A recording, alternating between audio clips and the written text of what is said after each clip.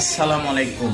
প্রিয় নেত্রী দেশরত্ন শেখ হাসিনার যে উন্নয়নগুলো আপনারা কখনো না দেখলে বুঝবেন না যে কি পরিমাণ উন্নয়ন করেছে। বিশ্বে আপনার 170টা রাষ্ট্র পারমাণবিক বিদ্যুৎ কেন্দ্র পারে না স্থাপন করার জন্য, কিন্তু আজ জননেত্রী শেখ হাসিনা 33তম দেশের মধ্যে বাংলাদেশে একটা পারমাণবিক বিদ্যুৎ কেন্দ্র তৈরি করে দিয়ে গেছেন।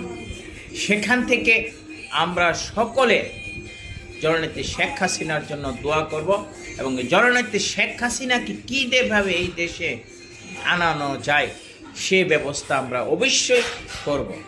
সবাই ভালো থাকুন। জয় বাংলা, জয় বঙ্গবন্ধু, জয় হোক শেখ হাসিনা। আগামী দিনের ভবিষ্যৎ জননেত্রী শেখ হাসিনা, উন্নয়নের মহাসাগর জননেত্রী শেখ হাসিনা।